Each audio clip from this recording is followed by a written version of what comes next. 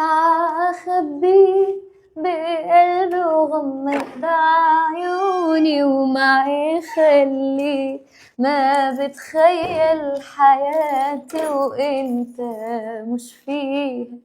شفتي بقى اللي حصل؟ ايه اللي حصل؟ ابوكي وافق على العريس خلاص. بتقولي ايه؟ زي ما بقولك كده، وافق على العريس وحددوا ميعاد خطوبتك وكاتب كتابك، واخوكي عبده قاعد جوه وابوكي نزل يوصل الناس. يعني ايه يعني؟ مش احنا خلصنا الكلام بالليل؟ هما الناس جم قعدوا معاه قال لهم احنا موافقين وكله تمام، وحددوا ميعاد خطوبتك امتى طب وأنا؟ كتابك كل حاجه. انا رأيي فين؟ انا ممكن افهم بقى ايه اللي وفاء قالته لي ده؟ قالت ايه؟ هو انا مش قايله لكم امبارح بالليل وابوك قاعد مع الناس قلت لكم انا عايزه اكمل تعليمي؟ ابوك ليه وافق على العريس؟ عادي وافق. لا انا عايزه اكمل تعليمي، وقلت لكم 100 مره انا عايزه اكمل تعليمي، مش مستعده للجواز دلوقتي. انا عندي طموح وعندي احلام وعندي حاجات كتير عايزه احققها. هتجوز هيقعدني من دراستي ومن كل حاجه، يعتبر كل السنين اللي انا تعبتها دي خلاص راحت كده في الهوا ملهاش لازمه. خلصتي كلامك؟ احلامك كام واحلام اللي انت عايزه تحققيها؟ انت احلامك هتبقى في المطبخ في بيت جوزك مع جوزك، تحققوا احلامكم مع بعض. ابوك ادى كلمه للراجل خلاص. وانا مش موافقه.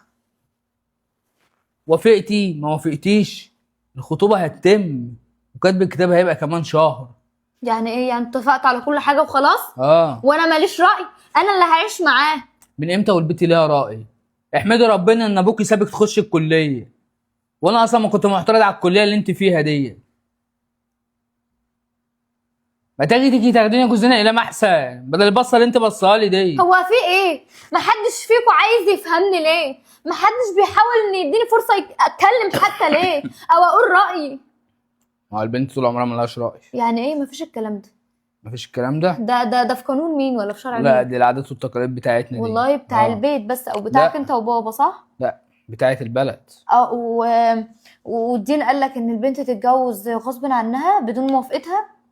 وافقتي ما وافقتيش هتتجوزي. اللي زيك زمانهم بيبقوا شايلين عيالهم على ايديهم.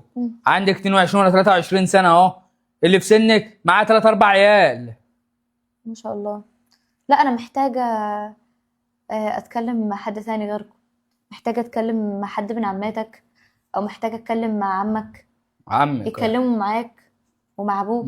لان انتوا مش هتدوا لي فرصه ان انا اتكلم وخلاص. يعني يعتبر اتدبست في الجوازه ولا ايه؟ ابوك ادى كلمه، وابوك طبعا لما بيدي كلمه ما بيحبش يرجع فيها، والكلام اللي احنا بنسمعه ده صح؟ حتى لو عمامك جم او حتى اخوالك لو جم هم كمان كلام ابوك هو اللي هيمشي. ماشي؟ عشان انت ناسي ان ابوك هو كبير العيله، كلمته هي اللي هتمشي. على الكبير قبل الصغير. طب مبدئيا انا مش موافقه، تمام؟ مش موافقه. واللي انتوا عايزين تعملوه اعملوه. هقول لك بخبطي دماغك في الحيطه عشان ابوك هيكتب كاتب كتابك كمان شهر.